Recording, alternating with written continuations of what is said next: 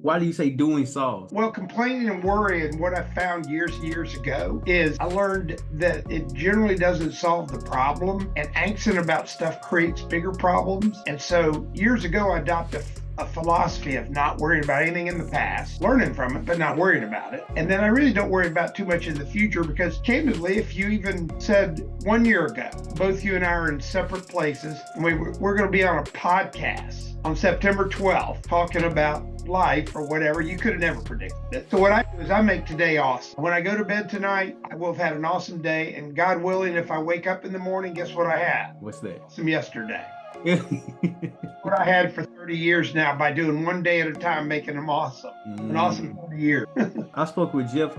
He was at the incubator program, and he recommended a book. It was called, I think it was Be Present. And what you just explained, it was something similar to that. When you just said that, I said, "Oh, okay. So today matters because you are making it matter for yourself."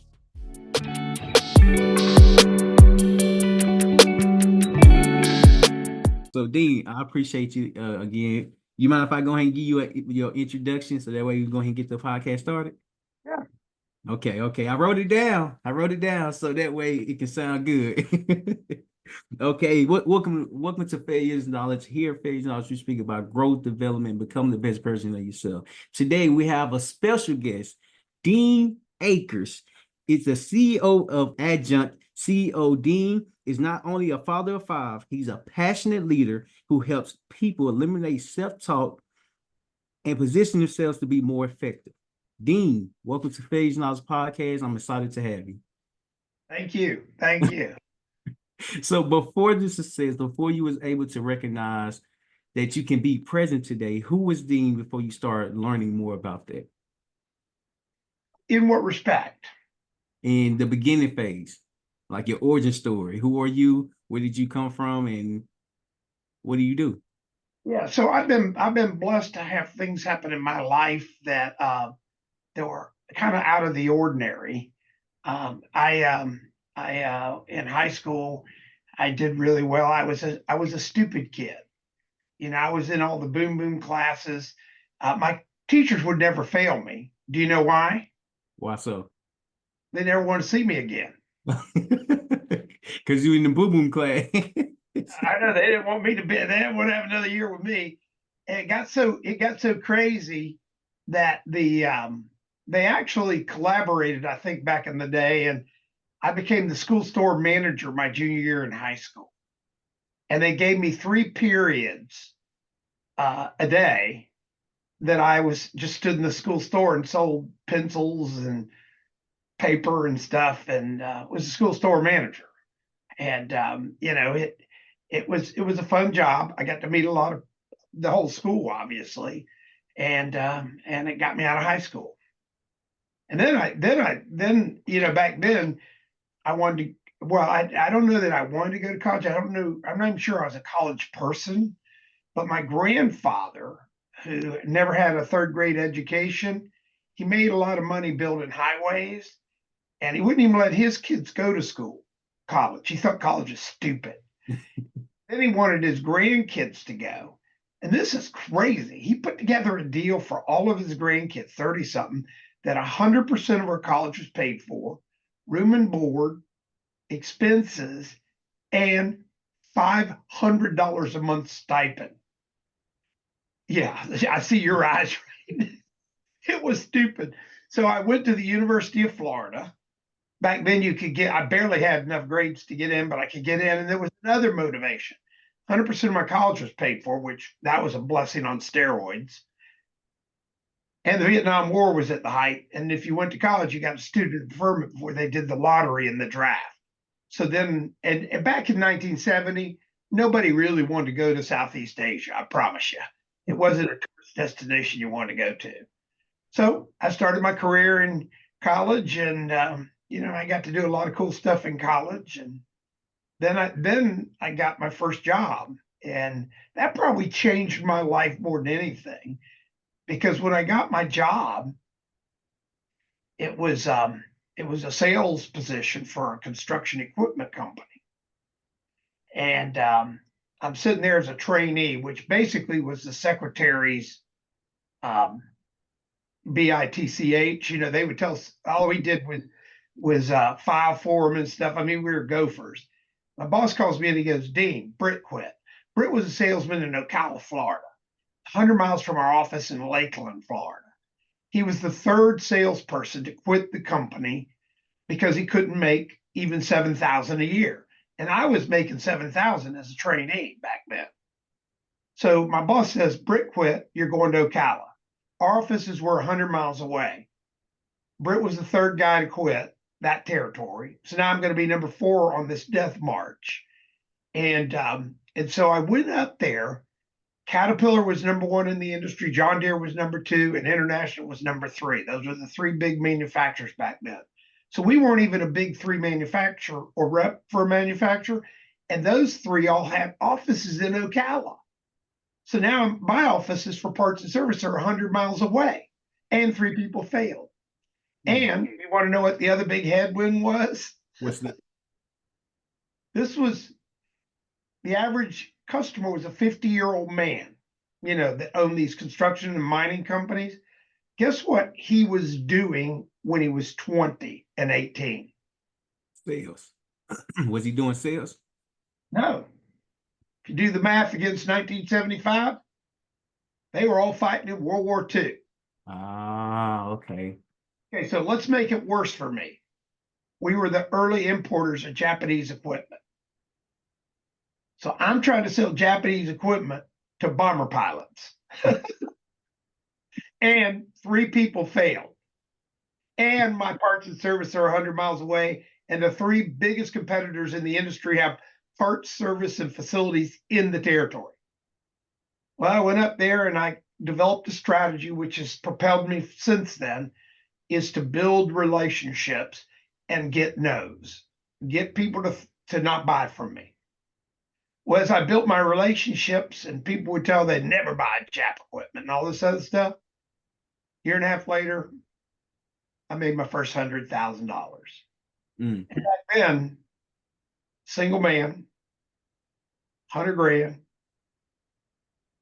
that was like a lot of money. All got started. It's crazy.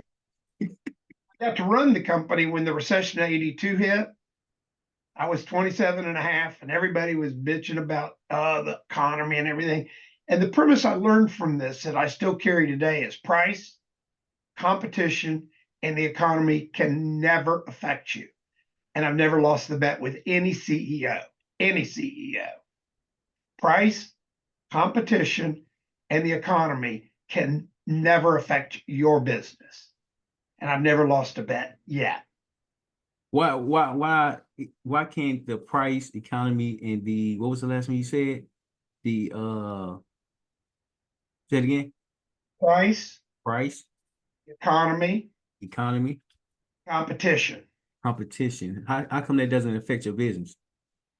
Well, because everybody bitches about it. Can you control the other guy's price? Can you? You cannot. Can you control the economy? No, you cannot. Can you control the other thing? I mean, you can't control competition, control the economy, and you can't control those 3 things. So at the end of the day, what I developed was what I call 3 circles.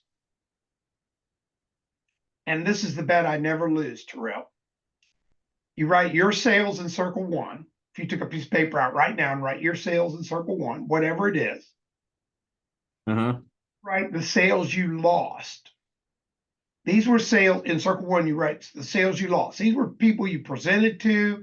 They looked at your quote, they looked at your deal, and they go, we're going to go with ABC, or we're not going to use you, we're going to use somebody else. But they bought. Okay, that's circle 1. In circle 3, this is where the math gets stupid and why it's never failed me, nor speaking engagements, it absolutely screws up CEOs. Circle 3, you write the amount of money if you had 100% market share, which by the way, nobody has.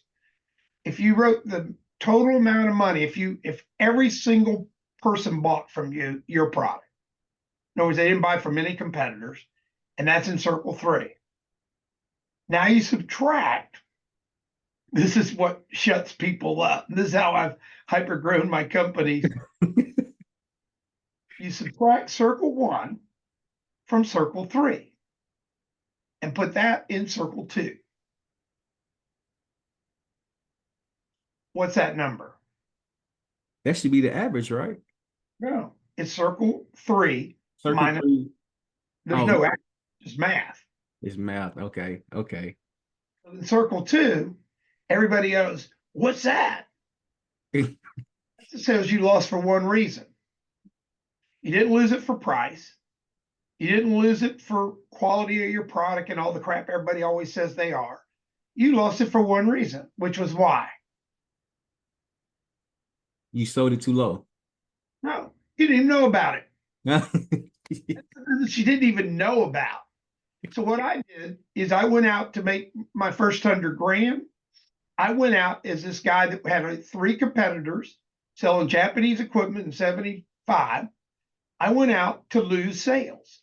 I just wanted to be on the deal, every deal, and have the customer literally go, "I'm not buying from you because you're Japanese." I don't even care why, but I wanted to be on the deal. I wanted them to let me quote and do this and tell me no. Well, as I did that, it worked. And then in the 80s recession, I got to run the company. I brought everybody together around the state. And we went to everybody and I said, "Let's go lose sales." Well, think about telling a sales force to lose sales.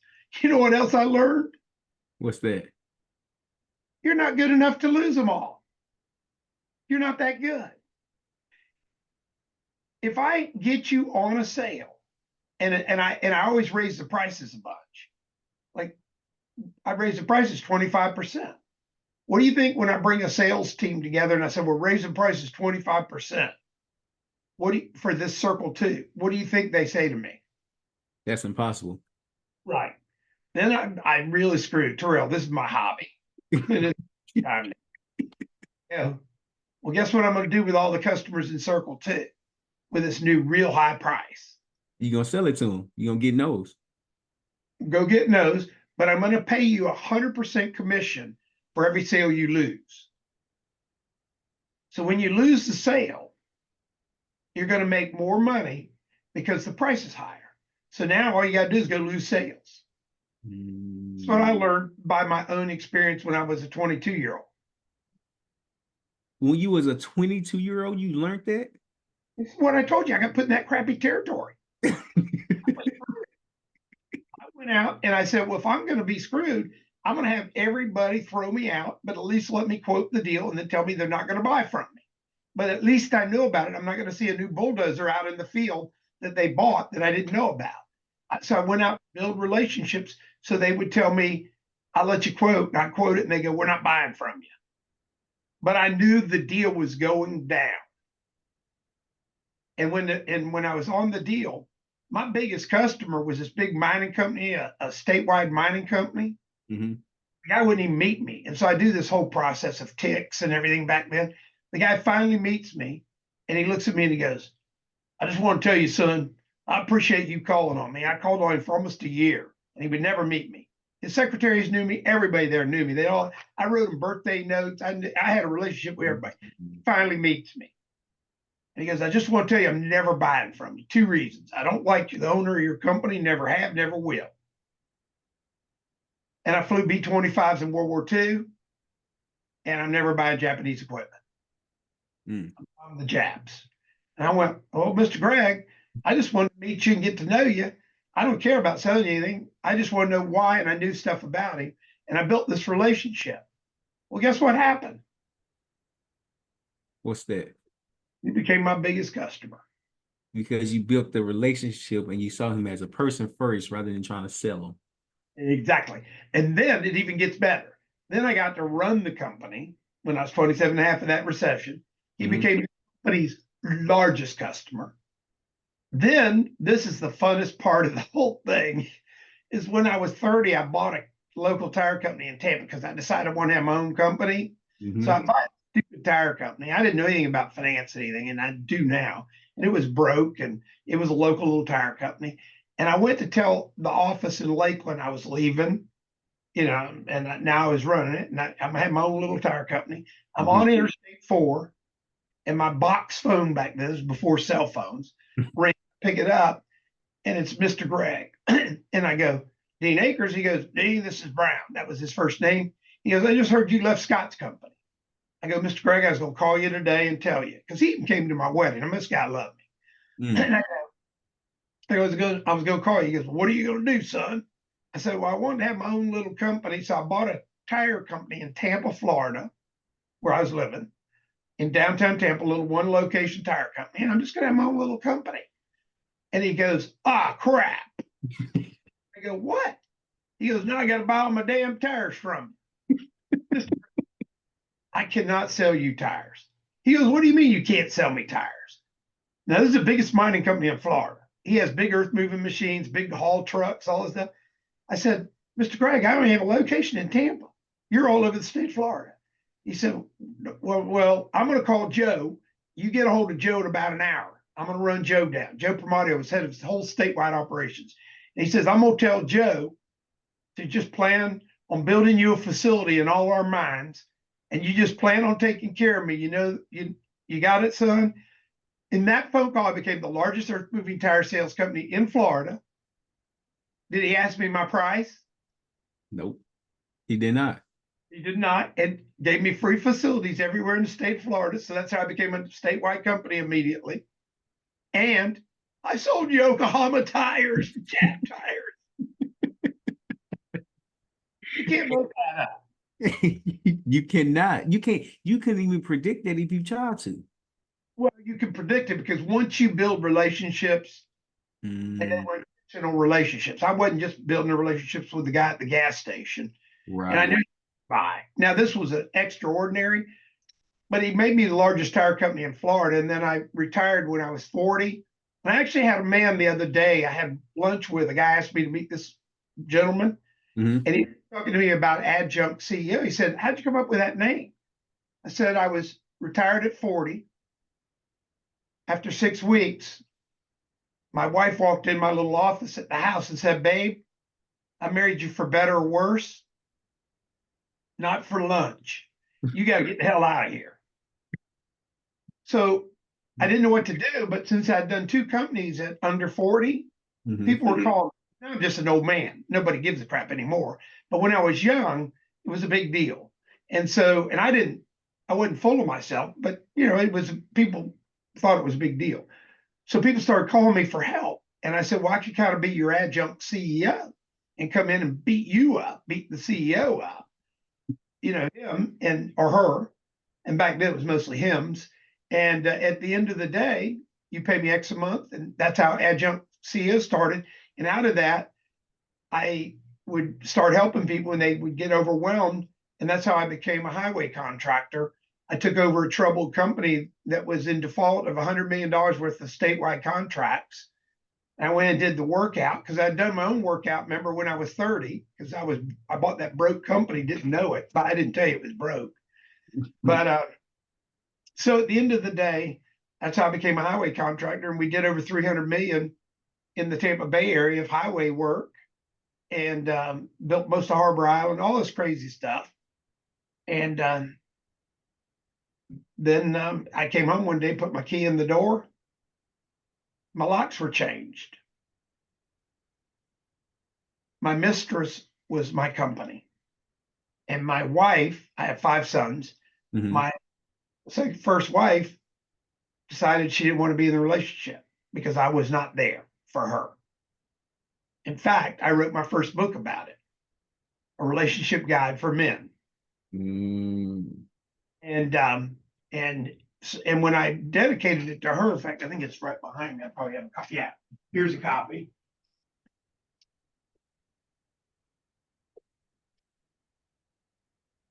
"52 Wows, A Relationship Guide for Men."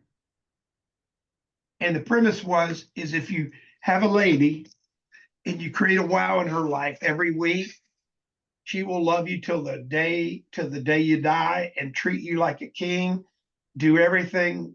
I mean, will just cherish you, because you actually cherish her.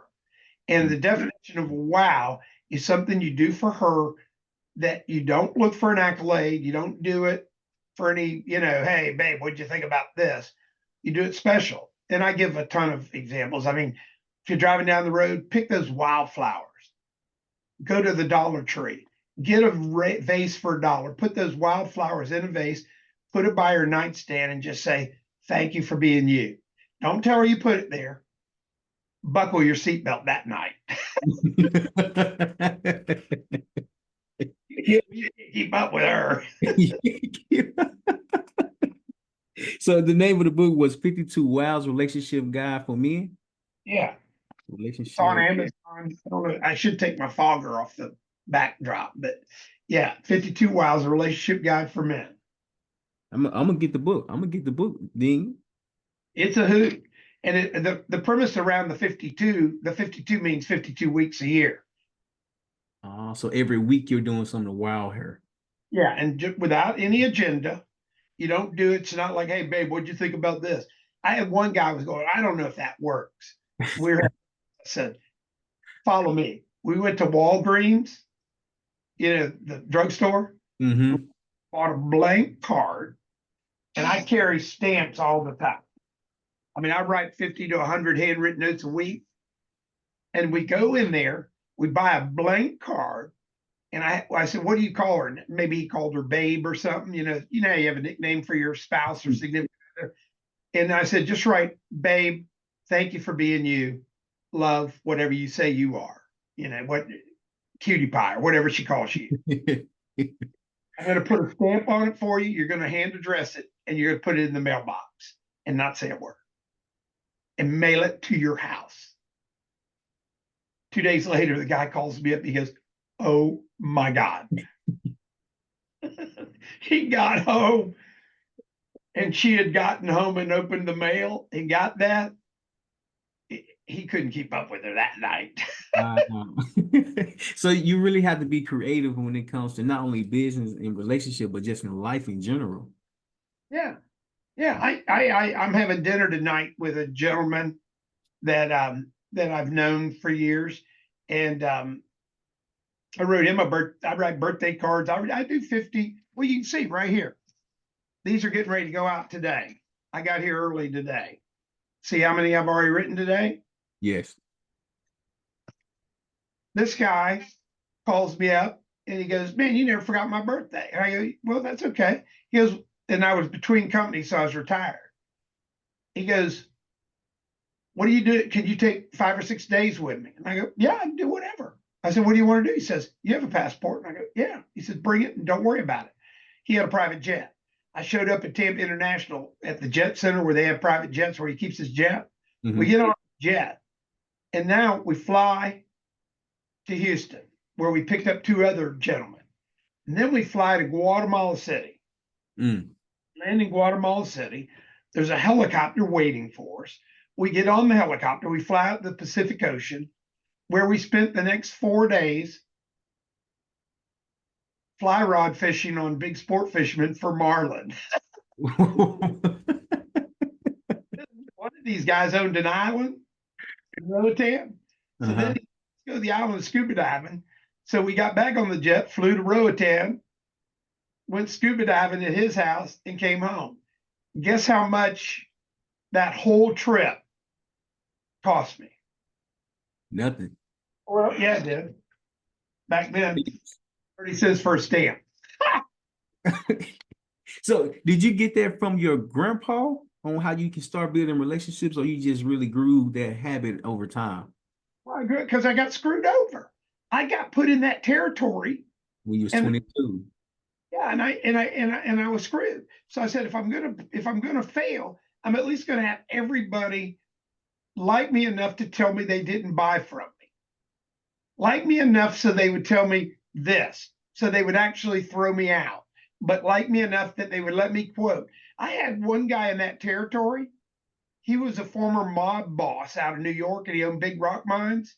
I cold called him and he told me to get out of his trailer, at his big mine, and he had all these goons. And I go, well, I just wanted to, and he said, and these 2 goons said, I'm not gonna say his name, he goes, blah, blah, blah, you told you to get out of the trailer. They physically picked me up and carried me out and down the stairs and sat me on the ground and said, you never come back. Do you understand? Mm. I was scared. I mean, I was shaking like a leaf. I mean, I thought I was going to get shot. This is a rock mine. They could have shot me and buried me and nobody would ever know. Mm-hmm. I ended up subtly building relationships with him, and he taught me a lot. He taught me about leadership and stuff because he taught me a really valuable lesson, actually. And at any rate, he became a big customer of mine also. And do you think price and competition and the economy affected any of my sales with him? No, it did not. You No, it did not, because you established a relationship. want me to share a story what he taught me that changed my life too? Yes. Leadership with leadership Yes, sir. really changed. He took me in his truck one day. He owned thoroughbred horses. He was from New York and he raised thoroughbred horses in Ocala, horse racing horses. Mm-hmm. Why do they have thoroughbred horses? Why do they raise them? Why do they raise them so they can train them properly? No, they raise them to race and win money. That's all they're there for. That's all they're there for. Great thoroughbreds are some like friends of ours. They're one chromosome from crazy. But what you want is same like as athletes. Athletes are high performing athletes are one chromosome from crazy. I'm one chromosome from crazy. At any rate, what he showed me was he said, do you know the difference between a horse farm, a regular horse farm, and a thoroughbred horse farm? Do you? No, I This, do not. You I said, know what? you, No, but I don't. I don't. you're going to laugh, or if you've been around a horse area, you're going to laugh. So you Okay. take a horse farm, there's no perpendicular fences on a horse farm. Perpendicular fences. Yeah, fence goes like this. Uh-huh. There's no perpendiculars. So how's the fence? It's perpendicular, but they put a 10-foot radius of fence inside because the stupid ass horse is always trying to get out because they're thoroughbreds. So they run the fence line. Well, they're so stupid, they run 100 miles an hour down the fence line. And if it's perpendicular, guess what happens? They can break it. No, it breaks them. They run into it and it'll maim them, kill them, whatever. They'll have to put them down. They won't ever be thoroughbred superstar horses. But because they're all the time trying to get out, that subtle curve, they just go zooming around the curve and they never know they're fenced in. And what it taught me is as a leader, when you build an organization where your people don't feel constrained and fenced in, or the boss says, guess what? You have a high performing business. When I go in and do turnarounds, all I do is remove perpendicular fences. And all of a sudden, I have an empowered workforce. That's what I did with my construction company. I have 350 employees. I mean, do you think most of them are laborers? People go, well, they're not that smart. I go, what are you talking about? They're smart as hell. Everybody. And then I would empower them, and they came up with the best ideas. Somebody goes, well, they're not smart. I said, they've been doing it 15 years. They forgot more than all of us. They look at us, think we're stupid. They go, yeah, the boss, he doesn't know what he's doing, but we do it because that's what he told us to do. And they will let you run your train into a brick wall if you want. So when I put the curved fences in with all my teams, they're empowered. And that's how I've hypergrown every company where competition, price, and economy never matter. That makes sense now. So if your team and the people that you're working around is empowered, they perform higher. Yeah. And the other thing is they have fun. It's not work. Okay. Okay. Number one reason people leave a company. You know the number one reason people leave a company? Leadership. Yeah, their direct supervisor.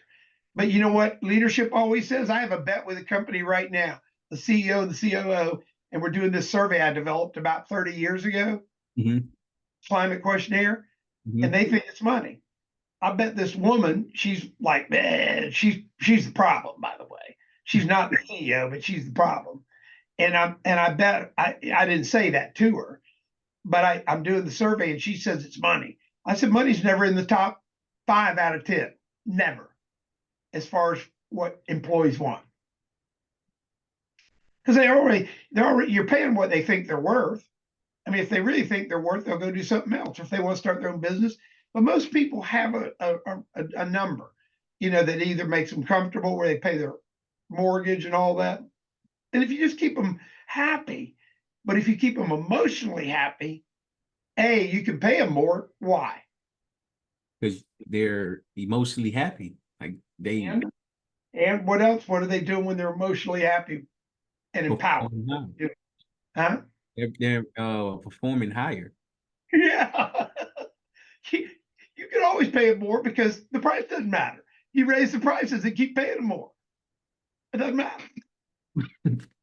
It's so interesting. You earlier you said that you went to University of South Florida. So I went to University of Florida. University of Florida. Oh, that's great. Okay, so it's different. It's different. Oh, I saw the picture on LinkedIn of your kids on how like the caption was you making Papa proud. I was like, wow, they're following your footsteps. That is incredible. I have two of my sons that went to USF. Okay. We go in about 2 weeks. This will be their third time to win Fast 56 or whatever. They have a fastest growing companies, USF companies. Mm-hmm. And the guy speaking 2 years ago, I helped mentor him, and he's the presenter and he's successful. And he stood up there and he goes, "This is history for USF. We've never had brothers win Fast 56." And I want to call out their dad. He's in the audience today, because the reason I'm standing up here and the reason they won Fast 56 is he mentored me and his sons followed his footsteps. That was a proud moment for me. Wow. Did you cry? Did you cry, Dean? I actually did. What did that mean to you, like seeing your sons up there just accomplishing what they are putting their minds to? Not only your sons, but the one that your mentee as well. It excites me because I'm an outlier. I have found that most people, they're taught to go get a job, a job, and I teach young people. I probably have breakfast or lunch. As a matter of fact, after our visit today, I have a breakfast with a 24-year-old, and I teach young people to monetize their passions. And when you monetize your passion, you never work another day in your life. And all my sons, I've taught them that. And like my oldest son, his passion was riding roller coasters. And he got a job for Universal when they weren't hiring. And they weren't hiring any college kids because we're in a hiring freeze. But every time they tell you you're hiring freeze, guess what? They're always hiring. They're hiring every day, these companies. They're just not hiring you. So he went to work for them as a parking lot attendant, with the yellow vest. Mm-hmm. At age 33, he was International Amusement Park Executive of the Year worldwide. Mm. He's a senior executive for Universal now. He opened up Universal in Singapore from scratch. And his last big project was he opened up Universal in Beijing, China. And he just got back from there. And now he's in the process of opening up a Universal park in London, I think, and out in LA or something. And guess how hard he works? Hard, I'm assuming. No? He's never worked a day in his life. Because he's following his passion. Correct. He just broke the code. Why? That's interesting because when I first met you, you was speaking about passion, and then the shoes that you had on, you had all 5 of your sons on there, which was creative. I've never seen a pair of shoes like that.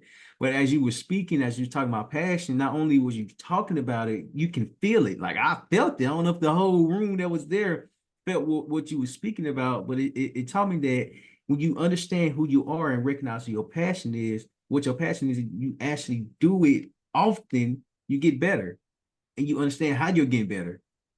And you can monetize anything. That's what's crazy. You know what the biggest problem with young entrepreneurs, and guess why entrepreneurs, I always hear this stuff, small business. Do you know why businesses stay small? Why?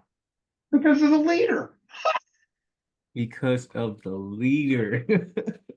starter, the entrepreneur. There's this book, and I buy them. I buy the copies. You can't see because I got you fogged out, but I probably have 20 used copies of it. The So, email is that revisit? I have that. I've been listening to it. yeah, this is the entrepreneur dilemma. They can't get out of their own way.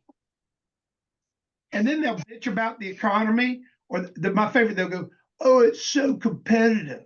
I go, "Are you kidding me? You're doing $1 million in sales." I do the 3 circles. And when Uh-huh. I do the 3 circles, and I do it in their market, so it's not like the globe, and I go, they'll bitch, and I go, there's restaurants. There's 50 other restaurants on this street. Why does everybody not come to your restaurant? Well, these other guys. I said, no. 90% of the other people don't even know you exist. You're the problem. You're the problem. Right now, so at the start of this year, I was attending University of South Florida, and then I went to Kaiser University because USF, I was taking integrated public relations, but I didn't necessarily want to be in integrated public relations because I wanted to do business. And so when I went to Kaiser University, my major now is business management. And so I'm in this class. It was industrial organization psychology. And when I saw the name, I'm like, I don't fully understand what this even is. Like, I don't understand the class. I understand the course. Of course, when you start learning about it, start participating in it, you get the concept of it. What you're saying about leadership, my professor, my doctor, well, not my doctor, she's a doctor. That's my professor. She was explaining that if you learn your employees and communicate with your employees, not only will you be better, your company will be better, or the employees will be better. And then when you just said it's the leader that remains small because they're not developing themselves, that just blew my mind. Gave all 350 employees, team members of my construction company, I gave them a financial statement, a balance sheet and income statement every month, all of them. Wow. All of them. And everybody goes, "Why would you give it to them?" I said, they go, "Because I want to teach them the great game of business." And I once a month, I mean, once every 3 months, I held a meeting up there. Since you went to USF, you'll know there used to be a Holiday Inn right there on Fowler. And they have a big convention center there across from University Mall back in the day. It's still there, I think. And I would have this breakfast on a Saturday morning. I'd have 400 people there for breakfast, and it was voluntary. You didn't have to come. We didn't take thing. They brought their wives, and we would go over financials. We go over strategy. They would empower. They came up with every idea. All I did. People go, "Well, you don't know anything about construction." I don't have to. I got 350 people who've been doing it 20 years. Why do I need to know anything? I need to know how to get people out of each other's way. That's all I got to do. Teach people how to get it out of the way. I had more fun in that business. I would still be in that business if my wife had not changed the locks that day. That was my mistress. I loved it. So I went through a divorce. I'm 25 years old. I went through a divorce when I was 23, and that's heartbreaking. Okay, that's disheartening. How did you not only overcome it, but how did you refine yourself? Well, I had to do some self-reflection. And that's why I wrote the book 52 Wows. That was part of my journey to reflect. And I dedicated it to her.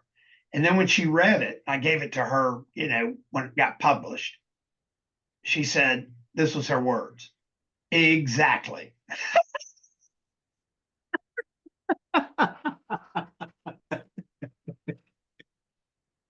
Yeah. And you know what? We're dear friends today. I'm married again. I definitely subscribe to the 52 Wows now.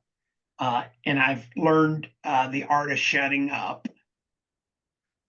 I mean, yeah, that's another thing. You don't need to have the last word in a discussion. Shutting up is a powerful, powerful tool, and it is in business too. So, at any rate, yeah, the whole that part of my journey and the tire business was a big part of my journey.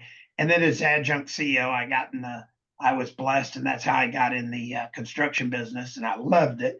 And we did a ton of projects here in Tampa Bay area. And then when I went through my divorce, I sold the company and I went retired again. And then I took about 7 or 8 years and traveled all over the world. Started dating like a wild man. In fact, you know what my definition of a long-term relationship was? What's that? Breakfast. One oh, breakfast. I thought you was gonna say one night. Yeah. And what was funny about it, and I was very transparent about it. In fact, I actually own interimguy.com. And I used to have a website. I took it down, but it was the interimguy.com. And I would meet women. Well, I was in my 40s. I owned a tuxedo. I could go to events and not freak out. And so women they would call me up, they go, would you be my escort to this black tie event? And these were girls I meet and know and other friends and stuff. So I would date all these women and stuff. And I just was the interim guy. And they go, where's this relationship going? I said, God put me on the planet to be the interim guy till you find Mr. Right. If anytime you want to get out of the relationship, I'm not going to stalk you, freak out, cry, but are you having a good time? They go, I love hanging out with you. I said, then don't worry about it. Enjoy the moment. Tonight. Don't worry about it. And it worked for me. And then I met this woman 17 years ago. And she was going through a struggle with her son because she wanted to move him into a different school district. And where she lived, she couldn't get in. And I met her through a friend of mine. And I said, well, I'll put you on my electric bill and we'll go meet the principal and just, you live here now. And she didn't. And I got her son into the junior high school and all that. And one thing led to another. And 17 years later, I'm still married to her. In fact, my first wife and my second wife, they all get along great. And my second wife will go, I'll give them back to you. And she goes, no, you won't. I knew. Well, one thing that I learned, because right now I'm in another relationship. So when me and my wife started really talking and getting to know one another, we both went through a divorce, but when we both went through the divorce, we did the work separately. And as we was doing the work separately, when we came together, it was we had so many different similarities together where like she went through the divorce, I went through the divorce, she was finding herself, I was finding myself. We was like in alignment, and everything that she was saying, everything that I was saying, it was resonating. I'm like, this can't be real, Dean. It can't be real. Bro, we was aligned with everything that we were saying and everything that we went through and every experience that we was going through. In fact, we met at a conference, at a conference, and we still go to conferences. So it's nothing different, but we're just in alignment with one another. Just like you said with the adjunct CEO, it's the leader. The leader is the issue. So how do you continue to work on yourself by you being the leader? Well, I mean, I work on myself every day. I mean, I still do 5Ks. I'm 72. I try to stay physically, but I'm not a physical freak, physical exercise freak. Like I do all these 5Ks. If I was to get up, I could show you. I got all these medals and stuff. Please. Huh? Is it easy to grab? What? Yeah.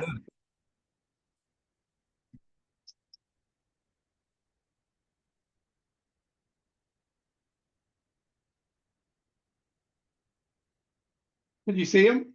Can you come in just a little bit closer? It's Let me get blurry. off of the background like that. Okay. Yeah, I gotta get. I see him.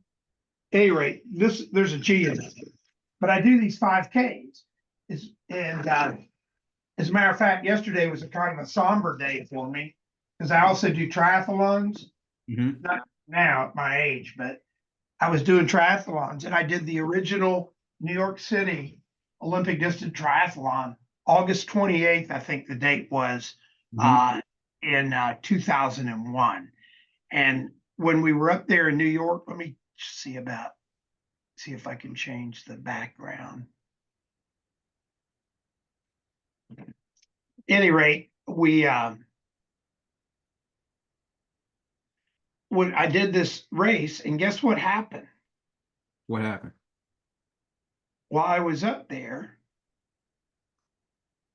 now you can see everything. Okay. That is a lot of running, Dean. That is a lot of running. And you do a lot of 5Ks? So I do 5Ks all the time, but I was doing Olympic distance triathlons, Mm-hmm. which 1 mile swim, 26-mile bike, and a 10K at the end. Mm-hmm. And people go, "How do you do those?" I said, "Because I can swim. Because I was a surfer growing up, I could swim. I can always get through that." But I started to tell you this yesterday was really special, or not special in a good way, but special like in a somber way for me. Mm-hmm. August 28th in 2001, I did the New York City original triathlon. And when I did it, I was up there for the weekend, and I went to the top of the World Trade Center, and 11 days or 12 days later, was hit by the 2 aircraft and brought to the ground. So I was on the top of the World Trade Center, literally 12 days or whatever it was before the 9/11. Really? It's still a somber moment because I was up there, and then to watch it on TV when I was in Tampa when it obviously happened, and it just still bothers me. And I say bothers me, it's still somber to me that happened. But anyway, I do all these stupid races, and people go, and Terryl, you love this. People go, "What was your time?" When you get done, and all I ever do is this: I go, "New personal best." And they all go, "Oh my God." They don't know that the motorcycle cop is literally revving his motor behind me, picking up the cones as I walk in from the 5K. Guess what? This medal right here is the same medal as they have. Although this is a little bit different. This actually isn't a run. This is part of engagement right here. Mm. You know what it was? What's that? Think like a child. My sons, I want them to do their passion. We were flying to Indianapolis with my number 3 son because he wanted to go do 190 miles an hour in an IndyCar, because I took them when they were in high school to something that they wanted to do bad. That's how they follow their passions. So we're on the airplane. We got split up. I'm sitting next to this man, and he's sitting there, and I go, "Where are you going?" He goes, "Well, we're obviously going to Indianapolis." I go, "Where are you from?" He goes, "I'm from Tennessee, Martin, Tennessee." And I go, "Wow, what are you going up to Indianapolis for?" He goes, "I'm going up there for the Nike All-American High School Camp." And I go, "Wow." My son plays basketball for Plant High School. He's not good, but he plays for be up there. We'll go to it, right? We'll go to it. How cool would that be? The top 50 high school seniors that are doing this Nike camp, that the college coaches can watch them. They can't recruit them, they can watch them. I said, that would be cool. The 50 top studs in the US, right? Mm-hmm. He looks at me, he goes, "Well, you can't go." I go, "What do you mean I can't go?" Be an NCAA coach. When we landed, you're talking to the assistant coach of the University of Tennessee at Martin. And we sat next to Coach K, Smith, all the legends. I'm talking about legends in basketball, college basketball, on a low riser, because they were there watching these kids. They're not allowed to talk to them. So I get to hang with all these legends. And my son's a basketball player at Plant, and he's with me. And we're just hanging out with the legends of college basketball. Wow. You can't make that up. You can't make that up. We still did 200 miles an hour at Indy, but that was second. That was what we went for. Right. I'll tell you one more funny one like that. Of course. He's 20 years. He's celebrating his 10th year, but he's been 20 years in the auto parts business because he started at USF working part time, and he has an auto parts company. Well, his passion was cars. So when he was in high school, I said, let's go see he loved custom cars. I said, where's the best custom car place? He said, it's in LA. I said, then let's go. So we get on an airplane, we fly out to LA, we rent a Sebring convertible, we go to East LA. East LA is a bad neighborhood. I mean, bad neighborhood. Cops don't even like to go to that neighborhood. I didn't know that. I'm just riding there because he tells me this is where the best in custom cars are. Well, we open the door to walk in. So I'm going to tell him, hey, we're here to visit you. And these two humongous men meet me. And they go, can I help you? And I go, my son says y'all the best in custom cars. So we want to come out and introduce ourselves and just see what y'all got going on. They said, they looked at me like I was batshit crazy. And they said, well, you're not coming in here. So they locked the door. I'm sitting on the park bench. There's all these bad to the bone cars out on the road that they're building and stuff and finished. And so he's looking at the cars and a yellow cab pulls up. This is why I say live in the moment and be engaging. This woman gets out, looks like she's in her 50s and really out of place. And I go, hey. And she goes, hey. And she looks at me because I'm out of place too. And she goes, what are you doing here? And I said, well, I'm out here to meet these guys because my son says they're the best in custom cars. And we're going to go to this show called Dubs, which are big wheels at the Staples Center this weekend. But he said they're the best. I said, let's go meet them. And she goes, where are you from? And I said, Tampa. And she goes, you flew here with your son because his passion is custom cars to meet these guys without an appointment. I go, yeah. I said, what do you do? She goes, I'm senior vice president for Hot Wheel cars, the little toy cars.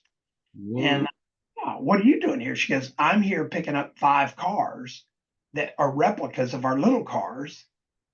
And we're going to take them to the Staples Center for the Dubs show. I go, wow, that's cool. She goes, you come go with me. She takes my son and I in there. She's their largest customer. Guess where we were?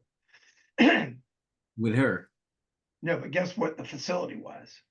What the Hot Wheels facility? West Coast Customs. Pimp my what? And part of Pimp My Ride is you give them a car. Right.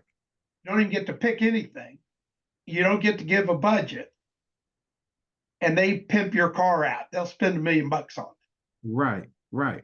We're in there while they're filming Pimp My Ride with the guys all tatted up with all the piercings and all the craziness. So we got to see the whole thing. We got to hang out with all the people building. Shaq's car was in there, his Escalade or whatever they were redoing with about a bajillion speakers, jump up, down, low ride and all this crap. Okay, so that's cool, right? So then we had just an epic day. We got to stay all day. She was just there getting her cars and talking to them and everything else. So then we go to Will Call because she said she'd leave us a pair of tickets to this Dubs show. We go to Will Call and they go, oh no, Mr. Akers, you have to go down there. We walk down this little hall to VIP. And they give us these 2 VIP placards. We couldn't even buy food. Everything was comped. Now we go and she wanted us to meet her. So we go in the center, Staples Center, and she's got this big display with all their little Hot Wheel cars and the big ones. And she goes, what are you guys doing at 3:30? I don't know what. She goes, be back here. I go, what for? She goes, don't worry. Just be back here at 3:30. So now she takes us down this mirrored halls into a little room about the size of my office. And she says, I'll be right back. Guess who she brought in for Dustin and I to hang with for a couple hours? Well, you would never guess. Escalade. Was that his name? Huh? The guy that I think it was Ice-T. Was it Ice-T? No. I would have never guessed. Then when the concert got ready to start that he was doing in the Staples Center, he brought us out to the front of the stage, jumped up on the stage and said, welcome my 2 friends from Tampa, Dean and Dustin. And then he went off to do his concert. Or start. Do you think my son will ever forget that? He in his passion. Nope. And you don't get to do cool crap by waiting. You don't get to do cool crap by assuming and not being active and getting out there. You don't Mm, get all this stuff. That's why I tell all my young people, don't be a 2-year-old. Don't accept no. 2-year olds do not accept no. If you come up and you go, Mom, I want a cookie. No, go sit down. Guess what? You think they go, okay, Mom, and go sit down? Does a 2-year-old do that? No. They bug the mom to win. what? So they get a cookie. So I teach all my young people, be a 2-year-old. Build out, and I have business models. I think I talked to you guys at UT. I have business models and I teach people how to make a lot of money, but more importantly, how to monetize your passion. That's the key thing. Now that you just explained it, I understand where your passion comes from. And you learned all of this when you was 22. You're 22. No, when you was a child, when your grandpa was teaching you. Well, I learned it when I started mowing yards. I Okay. learned a lot of stuff. I learned it when my dad made me go to work for this here. Oh, I didn't tell you this. I didn't tell you the pre-stressed concrete. Going into my senior year in high school. My dad gets me a job with a pre-stressed concrete company that made big bridge beams, and he got me this job because he wanted me to work hard. And I already mowed yards and had paper route, and he just wanted me to work hard so I'd go to college. He thought everybody went to college if you could because you didn't want to go to Vietnam. But at any rate, the first day I'm there, I get there at 6:30. It's in the summer. It's my summer job. Here a bus pulls up. Guess where the bus was from? Where from? Jail. Half of all the 4 crews were prisoners. Every day at 3:30, guess what happened? They They got got your bus uh-huh. back to jail. They didn't go out partying or anything. They went back to jail. The other half of all these crews should be in jail or were in jail. But this wasn't jail in the highest of the social circles. It was tough people. And I'm a high school kid. And so I watched something that changed my life. Every break, they would pitch pennies to the wall. And they would scream and holler and cuss, and I kicked your ass and everything. And it hit me between my junior and senior year in high school. Everybody loves to win. Mm. Kennedy will pull into a Circle K and buy a $1 scratch off with the only money he has on the hopes of winning. So what would happen is I looked at my guys and I said, hey, let's bet the other 3 crews $250,000 that we can tie our steel, pour our concrete, finish it, and get it inspected before they can today. $250,000. They go, hell yes. So we just started betting amongst the 4 crews. Halfway through the summer, Mr. Young, who owned the company, and my dad, who was his best friend, that's why I got this great job, were in the backyard. And I overheard Mr. Young tell my dad, and this changed my life too. I heard Mr. Young tell my dad, Don, I don't know what the hell's going on at my plant. My production's up over 25% for no apparent reason. Yep. Gamified it. We were having fun. And all 4 crews, we had a blast. Mm. It wasn't the boss telling us y'all need to work hard. We just had fun. You just And made it. that propelled me into, everything I've ever done in life. Make it fun, empower people, get out of their way, make them part of the team. And somebody goes, all they want is money. I go, no. I mean, no. Look at sports franchises. The guy serving Cokes at the Buccaneers, when the Bucks are winning, he feels like he's part of the team, right? Is he making $50 million a year? No. But does he have pride? Yes. Hell yes, he does. He gets invited. The Bucks invite him to a, employee thing, and he gets to hang out with some of the players. No, it's not about the money. It's about what? Winning, being part of a team, and the enthusiasm, feeling like people care. Mm. Tom Brady's superpower, by the way. He's an awesome athlete, but I've watched him. He cares, and his people and his teams and his linemen and everybody feels his genuineness, and that's why that man's a seven-time winner. He's a superstar. Now that you put it in that perspective, I didn't even think of that because that's my favorite player. Like when I was growing up, I played for a team called the Patriots. It was for my little league team, and then I was like, since I'm playing for the Patriots, I might as well be a Patriots fan. I didn't for you to put it in that perspective, it's like, oh, that's why he's good. That's why he's good.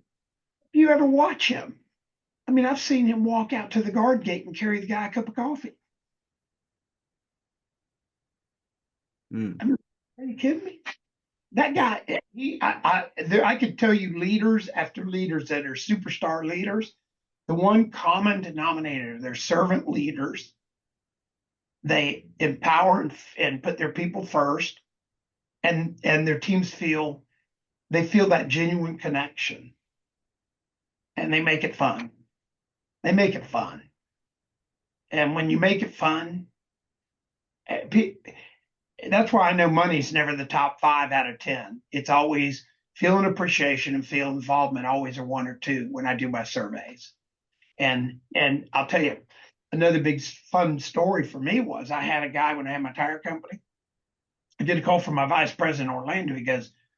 He goes, Gordon quit. Well, nobody quit our company. Gordon ran one of our operations in Orlando. I said, wow, that's odd. He goes, yeah, he went to work for Goodyear for more money. I went, wow, that's really odd. Yeah, that was way outside of what normally would happen. I go, okay, well, tell him we love him. He's always welcome back. That night, this is back we had regular telephones. My Mm-hmm. phone rang. I picked it up. You want to guess who it was? You No, no. Gordon's wife. know. Gordon came home and told us he quit the company. And I go, yes, ma'am. And we as a family said, no, the company's too good to us and him. And we don't need more money that bad. Can he stay? I said, of course, we love Gordon. But that's not the story. I go to Orlando, I don't know, 6 months later. I go all the time, but I was up there 6 months later for or Florida Tire Dealer board meeting because I was president of Florida Tire Dealers. And I stopped by Gordon's location and I was going to spend the night up there anyway. And we're just yucking it up. And he goes, you got time to come by the house for a beer? I go, yeah, my hotel's right around the corner. Sure. So I follow him to his house. This changed my life too, to see this because I didn't know the impacts. His wife greets me at the door. They have a little block house, a little house, nice little house, a couple kids. I walk in and she puts me in his Barca lounger, the daddy chair. Down. And on his coffee table, you can't make this up. On his coffee table was one of my handwritten notes in a frame. That was a trophy to him and his family. Mm. I went, it does matter. It really does matter. That that was a night where I went, it really does matter. All being a leader, being a servant leader, and caring about your teams, involving your teams, getting them engaged does matter. And that hit home for me. Wow. And when you saw that, it made sense. Like the value that you're bringing to others, you're not only bringing the value, you're seeing how it's helping them. Right.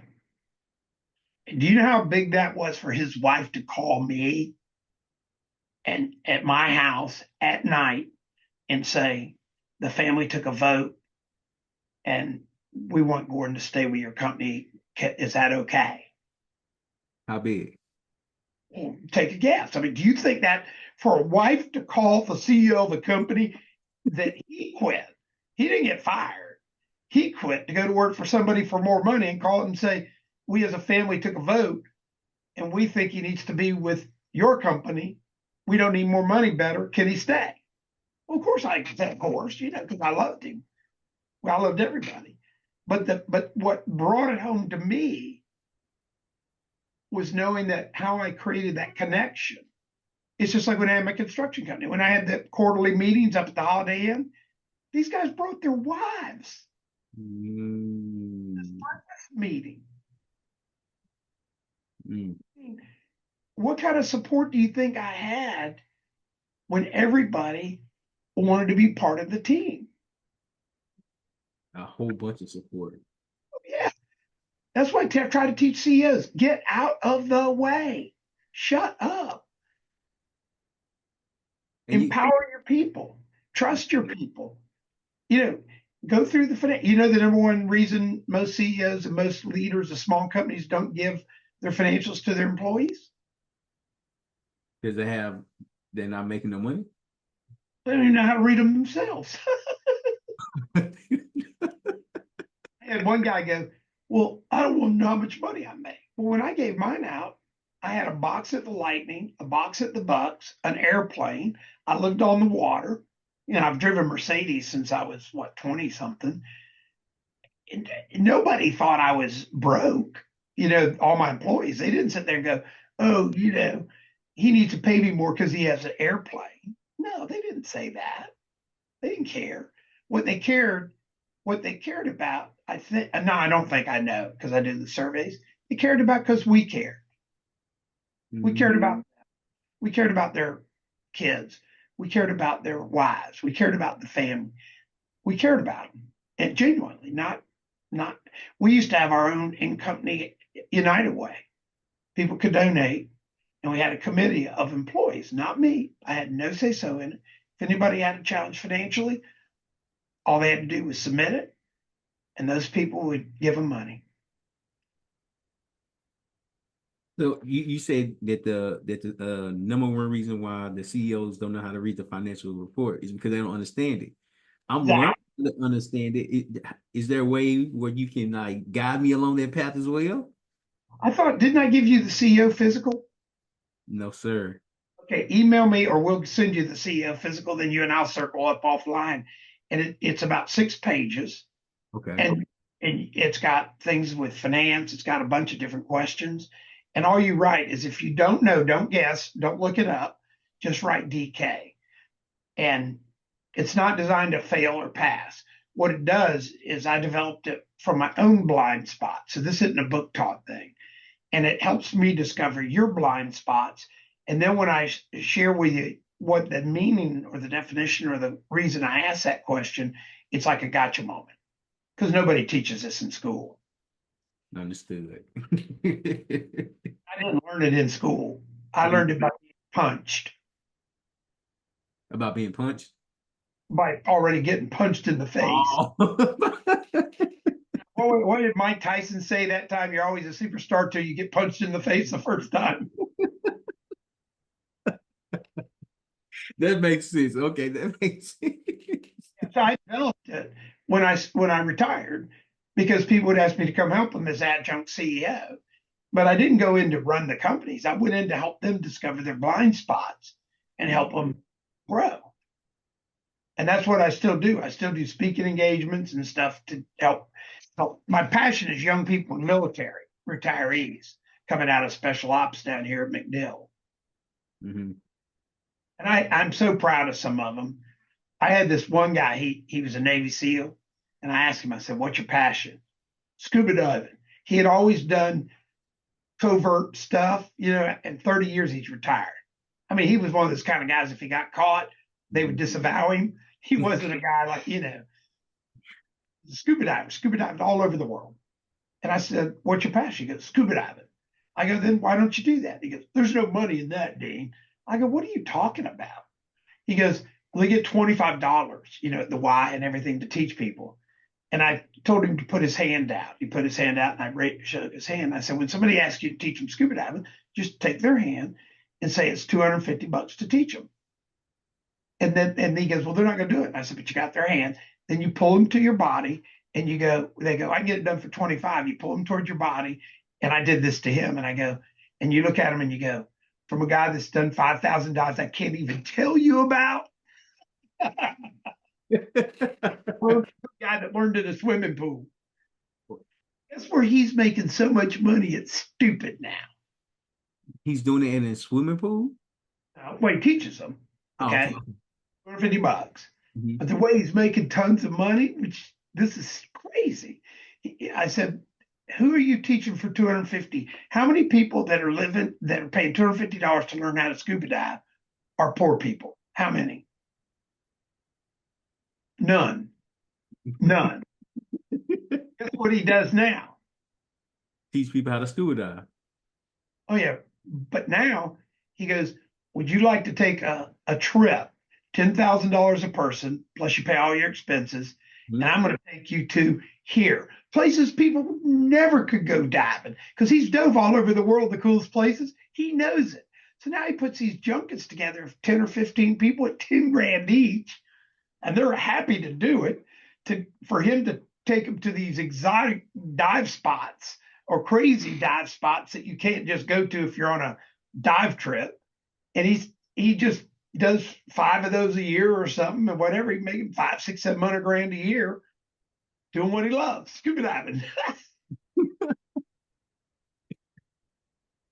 Wow, Dean, I appreciate it. I appreciate you for your time, for your story. I know you have another meeting to go to, but I do appreciate your time. I appreciate everything that you just told me throughout this episode, throughout this conversation. So before we end, we're gonna do the quick what is called the quick section. So, and I'm gonna ask 4 questions. You just ask with an answer with a quick response. The first one is, what are you grateful for? I'm grateful for each day God gives me, and I live one day at a time. And I'm grateful for all the things I have with my health and stuff, Being present. being Question, present. question number 2. What do you regret? I probably regret not understanding my first wife, how important it wasn't about money. It wasn't about living on the water or anything. It was about being present for her. Mm, that I'm taking notes. I'm taking notes. Question 3. What is one thing? What was your biggest accomplishment? 5 successful sons. Yeah, I know they look up to you like you are they superhero. Whenever I have kids, I tell my wife, whenever we have kids, I want our kids to look at us like we're superheroes. So yeah, yeah. Oh, And then last question, what does failure is knowledge mean to you? again, like my CO physical, I'm going to send you. Failure is knowledge is you have challenges in your life. Just don't make them repeatable challenges that you don't learn from. That's deep. Dean, I appreciate it. So how can people find you? How can they work with you? How can they connect with you? They want to get more information, get your book, sign up with your program. Yeah, just I have a website, deanakers.com. Um, and that's Akers, or they can always reach me at dean@deanakers.com.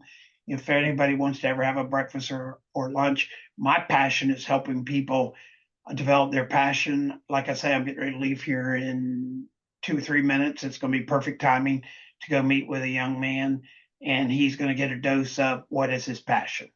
Mhm. Dean, I appreciate it. I appreciate it. I appreciate you, buddy, and I appreciate what you're doing, and you've got a great journey ahead of you, and just keep on being positive. Keep on bringing people into your life that you can help expand your network of positivity and help people eliminate the number one disease, which is my second book, self-talk.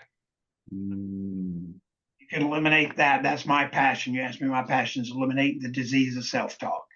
And as I do that every day, I watch people develop and be the success they can be, the success they've dreamt of, and the success in their personal life and business life. And it's now become my superpower, and my passion is eliminating the disease of self-talk. I'm gonna get that book as well. Got it for you, so don't you need to. Okay, I appreciate it, Dean. Thank you, my friend. Bye bye. Have a good one. Have a good meeting as well. Will. Bye bye. Thank you again.